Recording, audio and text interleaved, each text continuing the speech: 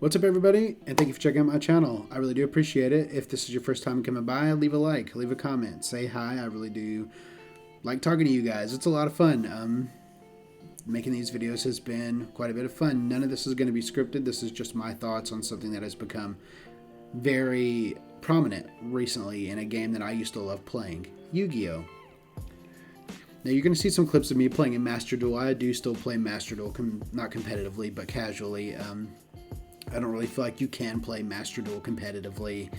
I don't think you can play any trading card game that has one round competitively, but that's just my opinion. Anyway, we're going to get into the point of this entire video, and that is that the game state of Yu-Gi-Oh! And why competitive players are leaving, why I feel like that's happening, and my thoughts on the game as a whole.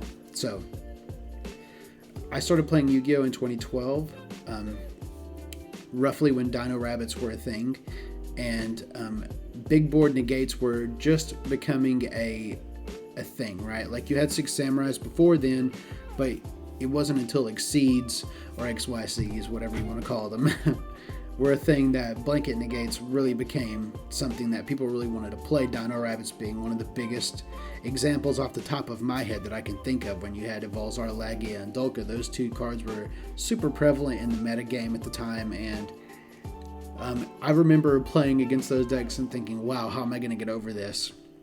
And we haven't even gotten into like the Appaloosas or anything like that. Like this was way before then. This was before the game got a little crazy during the link format, right? So I feel like the game has gotten to a point to where you're not even really playing with interaction towards your opponent. It's literally just you playing yourself. And it typically, when it comes to top table games, it's who goes first. Most of the time, who goes first? Do you have an out? Do you not have an out? Is it game one and they went first? Odds are you're probably going to lose. So then you're citing in your outs, and you'll go first, right? But you're already at a disadvantage because you've already lost game one. So that means even if you do win and you go into game three, you're going to be going second most likely. So you better hope that you're going second out is really, really good and is going to be good enough to stop them in their tracks, and that they don't have an answer for whatever it is that you're playing. And Yu-Gi-Oh! Has always sort of been a game about being able to think ahead and strategize multiple turns at a time, being able to see where your opponent is going to go with their plays, what deck are they playing, and that's always been a fun thing that I've really enjoyed about this game is that it takes a lot of brain power, or it did take a lot of brain power to be able to interact with your opponent. A format that I loved playing was the gadgets back when that was a thing, and then whenever they had their resurgence with their that one deck, the XYZ's deck, which was really prevalent when the structure deck came out. I like it when the structure decks cater towards the meta. I know a lot of players don't. It makes it very easily accessible for everybody to get a hold of. I get that. I sort of feel like that also feeds into another issue we'll talk about in a second, but I think that there's really nowhere else for the game to go at this point, right? Like, at this point, you're fighting through negates. Where could the game possibly go from this point forward? If all you're thinking about is if on your turn they have a hand trap to stop your board built full of negates, and they're essentially doing the same thing, and they're worrying about whether you have the hand trap for their negates, then I mean, where is the game really going to go from that point forward? And I feel like there isn't anywhere for it to go. I think that this is how the game will be from now until the day it dies. And as people become less enamored with the game, and as people begin to really see it for what it is, more and more players will stop playing, which leads into the second biggest issue that I have with Yu-Gi-Oh! And that's that it's really tough to teach new people how to play. And I can already hear what you're saying. Michael, there's a ton of ways for people to learn how to play this game. They could get the starter decks, they could play Master Duel, they could do all these things that teach people how to play, right? But the thing is that when I started playing this game in 2012, Exceeds were a new thing. And before then, you had Synchros. that was really it, right? Like you had synchros, you had maybe a few fusions people were playing, but most of the decks then were playing synchros. So you had fusions and synchros, and that was basically it. Every now and again you came across the odd deck playing rituals or something, but for the most part that was it. And then they brought in Exceeds, and then they brought in Links. And that's not even counting like pendulum summoning and the mechanics behind it.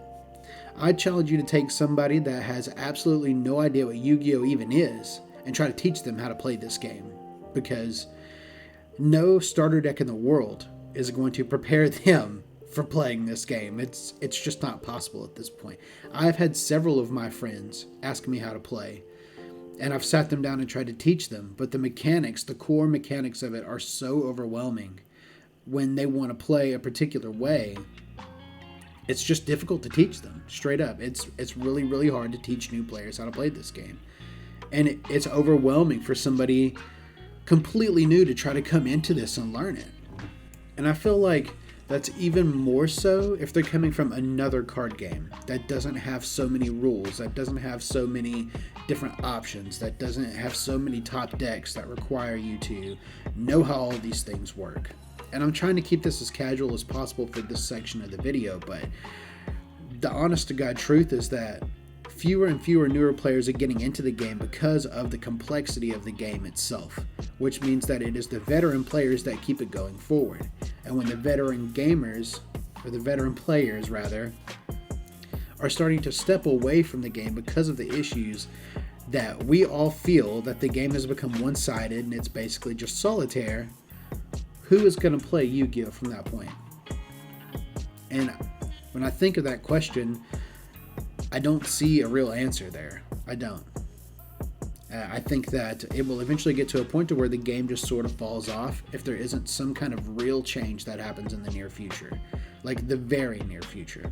And I mean, the last thing I kind of want to talk about is the third-party market for Yu-Gi-Oh! Is absolutely ridiculous. Like, I can't even tell you how many times, especially in my heyday, when I was going to play an event and I went there and I did my homework and I built a deck that I knew could top, and I was on top of my game, and I really studied and learned what, like, the combos of the deck and what I'm going to be playing against and what I need to side and when I need to side it. How many times I've had to put an insane amount of cash into a deck just to make it competitively viable. The only time I ever played a meta deck, and it wasn't expensive when I started playing it, was Burning Abyss, and that's only because I liked the card archetype. And when Duelist Alliance came out, everybody was playing Shaddolls, literally, because they were topping the OCG at the time. Everybody knew they were going to top, but I just liked the card art, and it just happened to be that the deck ended up being very good competitively. And for anybody to try to build a deck, especially casual players, like, how in the hell are you going to justify paying $100 for a card and you need a set of 3, or even $20? I remember when I started playing Six Samurais, back when Smoke Signal was at 3 and Rhoda was at 3, back when Mermails were a thing, when Fire Fist first came out, and it was Fire Fist and Mermails, and Six Samurai was talking about being a real contender, right? It's just like, I didn't want to pay $20 for a Catastor, right? And now the game is so ridiculously expensive that it's like cards that you absolutely have to have are going to run you somewhere in the ballpark of about $100, $150. And that's just the extra deck. That's not even the main deck, right? That's not even getting into the staple cards that you need for that archetype that are, of course, they're secret rares, right? Or they're ultra rares, so they end up costing like $70 a card or $50 a card. I'm just rambling at this point. My point of this whole video being, if you play Yu-Gi-Oh!, if you've ever enjoyed playing this game, then you need to demand more from Konami, right? There needs to be real change to get new players into this game, because this game will eventually die without new players, and nobody wants to learn how to play it right now because it's too complicated to learn how to play if you're new, especially if you've never played a TCG before. It's too expensive, it's too hard to learn, and the game state right now, especially at top table, is just absolutely toxic. And I think the thing that gets me the most, that irritates me the most, is that the ones that play this game competitively and are just straight up in denial about what's going on here are just going to tell you, Well, the reason why you're losing is because you're just not good at the game. Or the reason why you're losing is because you're just not playing meta. You don't want to drop the money on meta. Or you just need to get better. You just need to sit down and grind it out and learn. And I'll be the first one to tell you that I've never claimed to be the greatest at this game. I've had some times where I've topped, like I've said, and I've had some times where I did really bad. 2019, I played Fire Fist. I don't know why I thought that was a good idea back when Altergeist was a thing. And I ended up winning every single game won, but we went into time, so they were all draws. I ended up dropping. But my point is that we as a community should demand more from Konami. We should demand more from card game makers in general, but especially for Yu-Gi-Oh! It is so insanely out of control at this point that if we don't demand more now, nobody's going to play this game in the future. And that's just my thoughts on the whole thing. Tell me what you thought about this video. If you liked it, let me know. If this is the sort of thing you like hearing me ramble about, let me know. I can kind of tell you some of my stories from back when I used to play this game a whole lot, which was kind of sad because I used to go around, play some tournaments, but it is what it is. Thank you for coming by and checking out my channel. If this is your first time checking me out, like I said, leave a like, subscribe, tell me what you think, and I really do appreciate it. I'm going to let this replay play out because Monarchs are just fun to watch. And yeah, take it easy, and thank y'all for stopping by.